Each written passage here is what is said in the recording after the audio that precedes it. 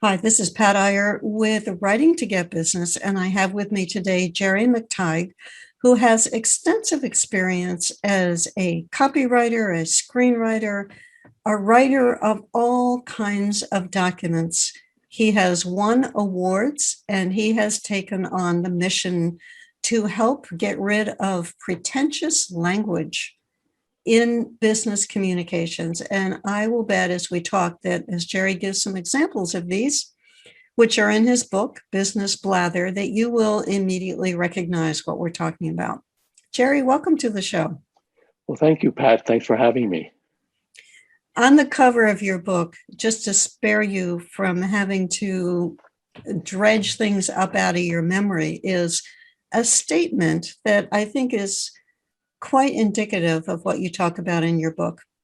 Our backward compatible ability to transition extensively allows us to leverage on a global scale, empowering our infomediaries with the metrics needed to boost synergy across diverse platforms.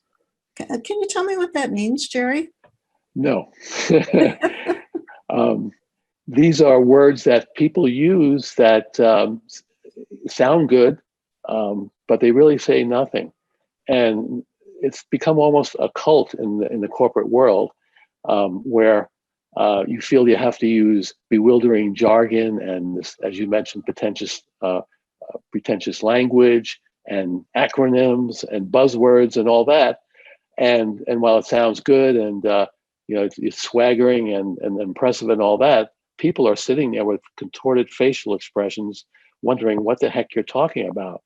So this is pretty rampant in the business world, and I see tremendous opportunities by businesses large and small that use this kind of language in their communications and their advertising and everything else, and they're just they're losing their audience, and they don't realize it. They think they're doing some good communication there, but they're not. And so I wrote this book to point out examples of what Business Blather is, and then I followed by each example a better way to express it more concisely, more clearly, and with more impact. Where does this come from, Jerry? How does this type of language get started? How is it viewed as acceptable, or maybe why is it viewed as acceptable? Can you help us figure this out? Yeah, I think in business, people like to swagger. They like to show their knowledge, and they coin these kind of buzzwords and jargon. And a lot of it is inside the company, and they use it in their meetings and their communications and email and stuff like that. And what happens is it kind of creeps outside into their communications in the external world, and they don't realize that people don't understand a lot of these terms, and they really have to know who their customer is and what the knowledge level of their customer is. Are they able to determine what this means? If they can't, and maybe they should test it or focus group it or whatever. But there's so much of it going around that it's become, and this has been going on for decades, where people feel they have to sound corporate in order to be corporate, in order to impress people.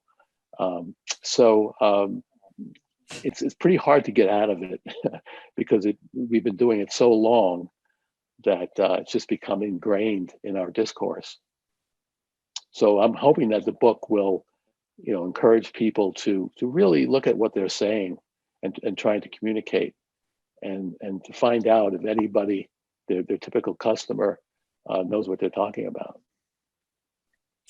There was a point when I assumed leadership of my professional association for legal nurse consultants, and we knew we had to change management companies. We ultimately settled on a company in Chicago.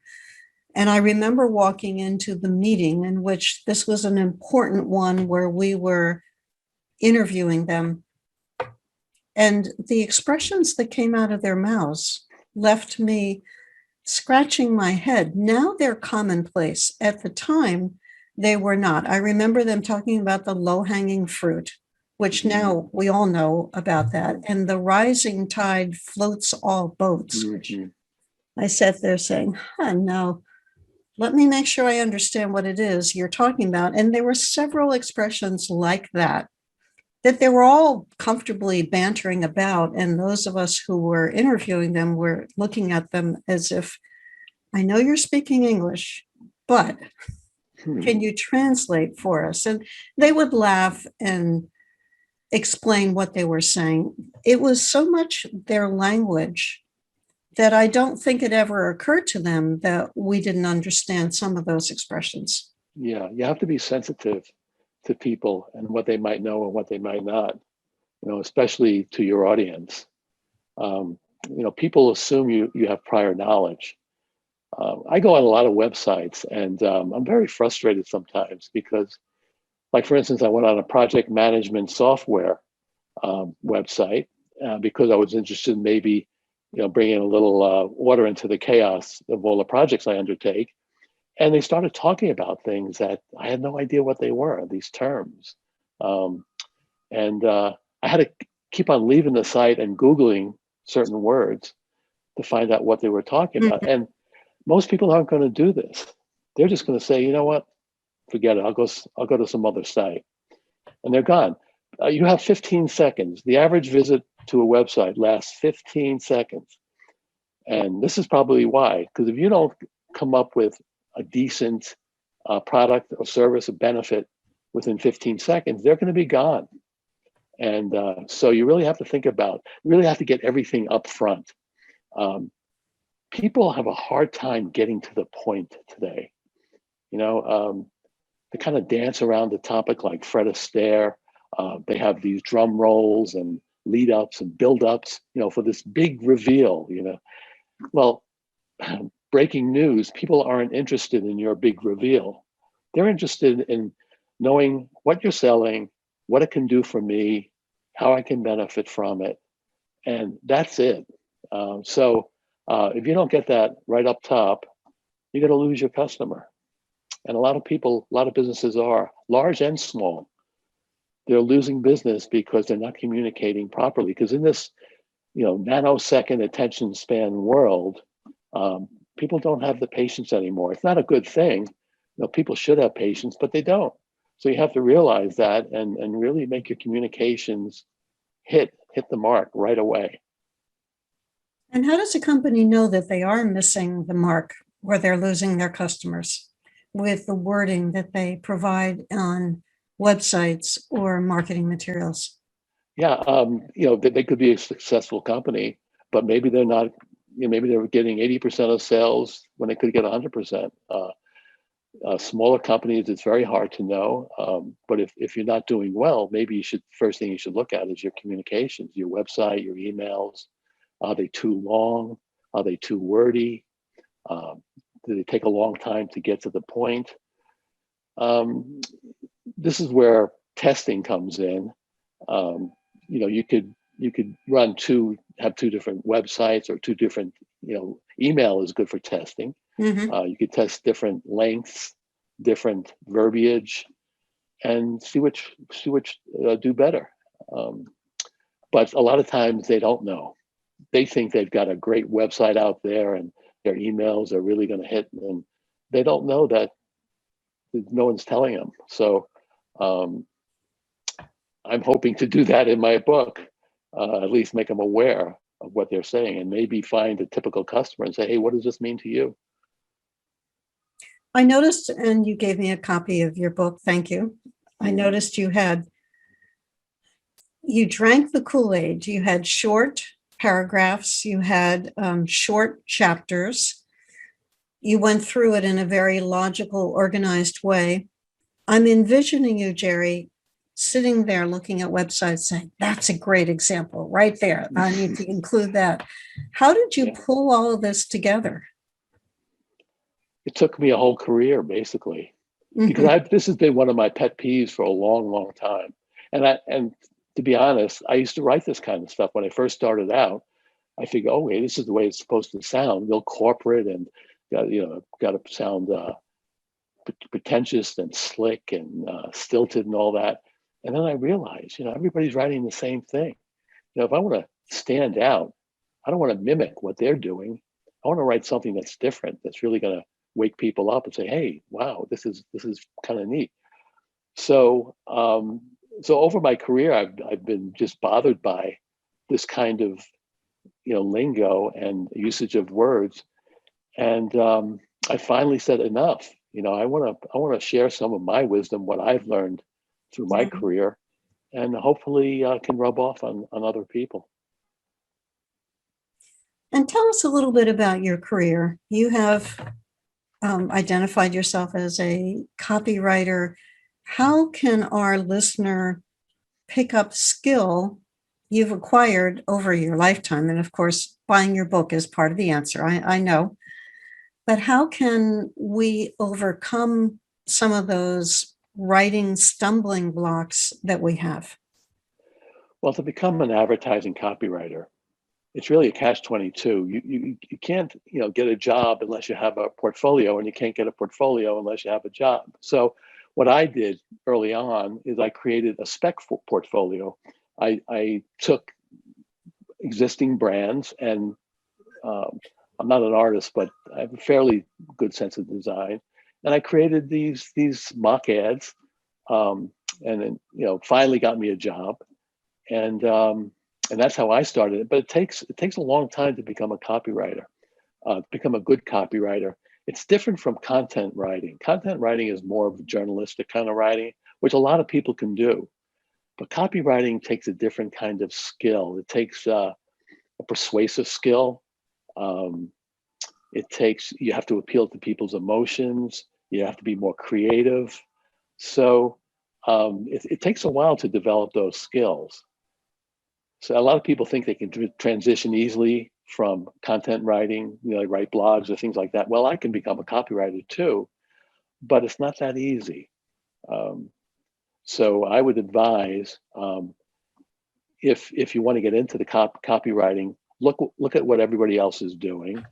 Pick out ads that you think are really working, that make you want to buy something, and try to not mimic, but to use those kind of ideas in your own writing. So that's how I became a writer. It took many years. Um, I worked at different agencies in New York. I grew up in New York City, in Manhattan, and I was always fascinated by the energy, not only of the city but of Madison Avenue.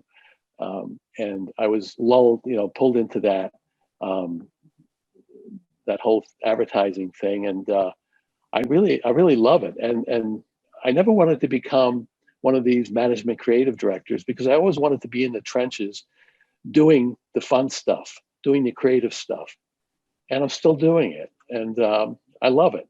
So, in addition to writing books and things like that, um, I do a lot of copywriting. Mhm. And I was talking to somebody last week who was giving me a critique of sales copy I had on my website to sell a particular bundle of products. mhm. And she said she had noticed a shift, and I'm curious if you have as well, that after the pandemic began, the language in some of the copywriting changed. We used to, and her words were, we used to pile on all the pain points. And are you feeling this? And is this you? And are you bothered by that? She said what she is seeing is less emphasis on the pain points and more emphasis on the benefits of whatever product or program the person is marketing. Mhm. Is this something that resonates with you, or do you think this is just her individual experience? There are two camps. Some people think you present the problem, a pain point, a problem that people have, and then you solve it for them. And a lot of times that really works. It's like negative political advertising. They say it works a lot better than positive political advertising, and it might be true. But other people think that if you have a good brand, and you're well known and liked, that you don't want to really ruffle people's feathers. You don't want to be too negative, so they have more positive kind of advertising. Um, that would get into the area of advertising research, where you sort of do studies on what works and what doesn't work. But I kind of like the problem solution kind of thing, where you, and it could be funny, and when it's humorous, it's more acceptable than when it's not. But if you have a product where someone's having a problem getting something done or eating or whatever, and you make it humorous, and then of course then you come up with your product, which is the better solution. That works. It's like the plop plop fizz fizz, Alka-Seltzer, Yes.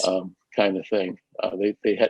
They built a whole industry practically on that kind of advertising, and have these classic kind of ads. So it depends on what the project is, but I get into both types of advertising, where you have to be positive sometimes, and sometimes you really have to point out what's wrong with a product or a procedure that you're doing and how you can improve it. Mm-hmm. Well, I know you're familiar with the use of stories. This book happens to be on my desk, Building a Story Brand. Donald Miller has become very well known in terms of promoting the use of the story.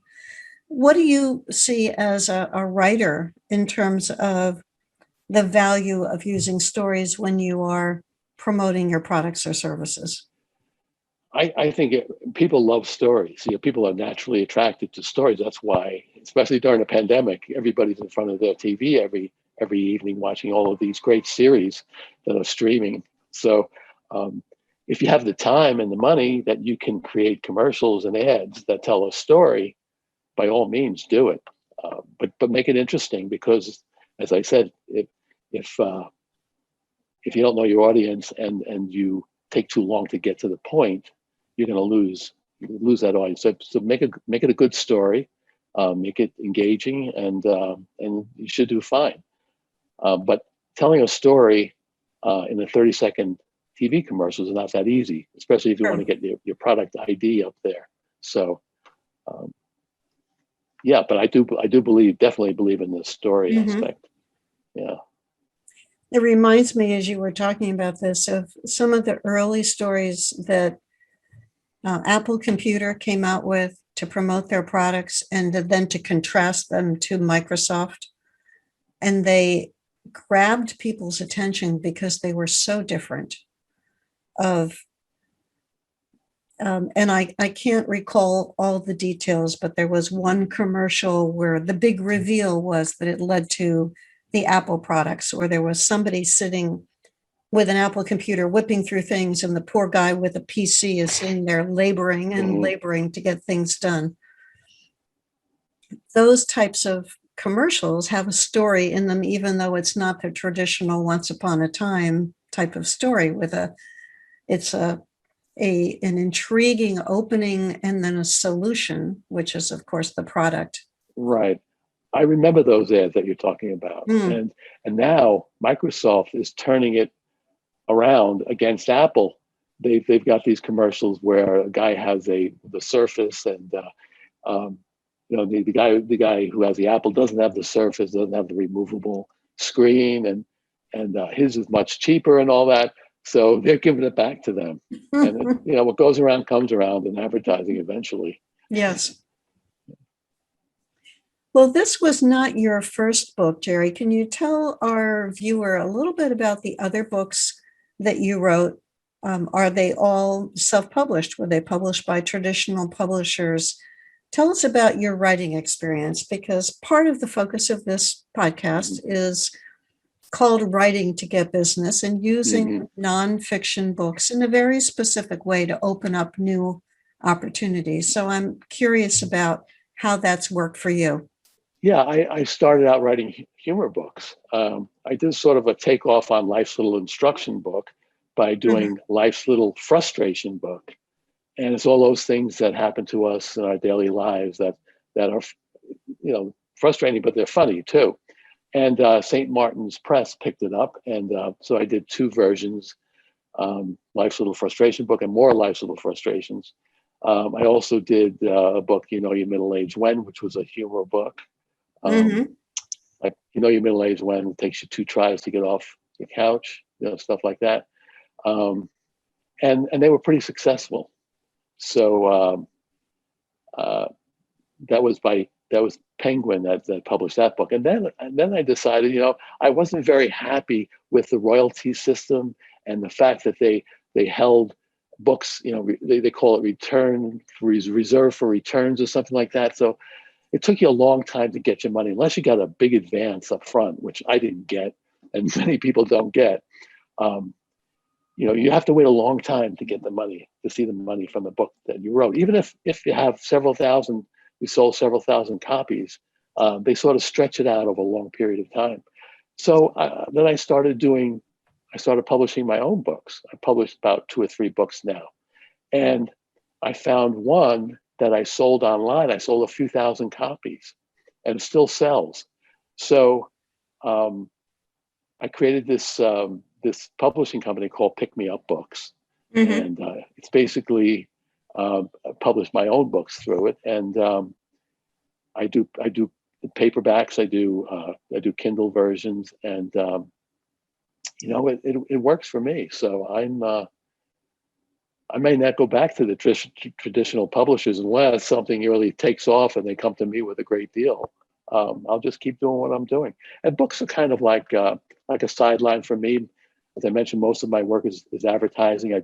I do a lot of LinkedIn profiles now because they're very, very important, more so than ever, especially with the pandemic, a lot of people looking for jobs. So that's really the bread and butter of my business, is the copywriting. But I love to write books, and I've got a few more in my mind I have to get out. But right now I'm kind of doing the blather thing for a while. And I would think that there would be a lot of demand for your services, writing LinkedIn profiles, because that is something that I think people don't know how to do well. And yet it's critical, particularly if they're in the job market, that those profiles are enticing, that they make the person stand out. They don't sound like everyone else who's had that type of a role. You hit it perfectly. Everybody says the same thing. Everybody is the problem solver. Everybody is a leader. They all say the same thing right up front, and recruiters know that you're not something simply because you say you are. True. One of the most ridiculous things people say is, "I'm results driven." Well, how foolish does that sound? Because it begs a sarcastic response. "Oh, you're results driven? I'm sorry, we're looking for slackers who aren't interested in accomplishing anything, but thanks for applying." They use these words that really have no meaning. So I say in my LinkedIn profiles and resume, whatever you're writing is put your greatest hits up front, and be specific. If you're a problem solver, what problem did you solve? If you're if you're a team player, how did you play with a team that really worked out for you or your company? That's what people want to know. They don't want to know about your empty boasts that you are something that they don't know if you are or not. You may be, but they don't know. So that just goes right by them. And LinkedIn, and you mentioned LinkedIn has become more and more critical to getting a job. Everybody's checking you out on LinkedIn. More and more people, not only recruiters and employers, but colleagues, maybe supervisors who are considering you for promotion. So you better have that thing really nice. And most of those, most of the LinkedIn profiles I see are undeveloped, underutilized, uninspired, very dull, very sketchy. People leave out entire sections. The about section is a wonderful, you talk about storytelling. That's a great place. You have 2,600 characters to tell your story. Don't just list bullet points of where you've been and what you've done. Tell your story. What makes you better than the next guy. So that's where I come in helping people with their profiles. Is the about section and the experience section to really present it in a very engaging and exciting way. And those individuals benefit from working with you because the majority of profiles need attention or don't get looked at often enough. The other thing that you said that triggered a thought was that supervisors could be checking your profile, thinking about you in terms of a promotion, which then led me to think about be careful what you post on social media. If your supervisor may be thinking about that, don't say you had to call in sick today because you had a stomach ache and then post pictures of you frolicking on the grass with your friends and having a picnic. Yeah, that wouldn't be too smart, especially on LinkedIn. Maybe on Facebook, if your workmates aren't, on Facebook and you're among your friends, but not on LinkedIn. You want to be very careful what you say. Mm-hmm. And LinkedIn doesn't make it easy for people either. They're constantly changing their system, and it's a very bulky, kind of clumsy system. And that's where a lot of people who come to me don't know even how to load their profile. They don't even know how to put it up there. So the mechanics of it. So I not only help them write it, I help them upload it and everything like that. But it's something that more and more people really should take seriously because people are checking you out, and you want to. This is your professional image, and you want it to be the best, the most polished it can be. Mm-hmm. So it's something to think about. Well, I think that's a direct message for the person who's watching this podcast on the YouTube channel or listening to it on the audio channels is when you finish listening to Jerry, go open your LinkedIn profile and see if it is up to date. Does it present yourself well? Is it differentiating you from other people? Do you have typos in it? Are you using all the features of LinkedIn? You can add videos, you can add articles, you can add, you can encourage people to give you recommendations and connect with people in continually growing your network. I have gotten several podcast guests from going on LinkedIn and looking at who is requesting to connect with me. And then I read their background and I say, oh, yes, I think it would be nice to have them as a guest on my podcast. Yeah, and you never know, when you're going to be discovered. If you have the right keywords throughout your profile, someone's searching for someone like you, a recruiter, your name could pop up. It could be a dream job coming out of nowhere. Even if you're not looking for a job, it could happen. So I would say always, I equate it to opening the door in your pajamas. You don't want people to see you, in such a, scruffy appearance. You want to have your best foot forward. And that's LinkedIn profile is there. It's there 24/7. So anyone can find you at any time of day or night. So you want to be at your best. Jerry, one of the last questions I want to ask you, if not the last question, is how can our listener or our viewer connect with you and find out more about the services that you offer? JerryMcTigue.com. JerryMcTigue.com. That's my website. You can find out about the book there. You can find out about my advertising services and everything. So that's the it, best way. Basically. Yeah. And the book again that we've been talking about today is Business Blather, which is available on Jerry's website. Yes. Any last tip for us, Jerry, before we close off? If you could change one thing about what people are writing. Take the time to get it right. Don't put out anything that you're not sure of. If it sounds like it's not, if it sounds like it's not communicating properly, it's not. If it sounds too wordy, it is.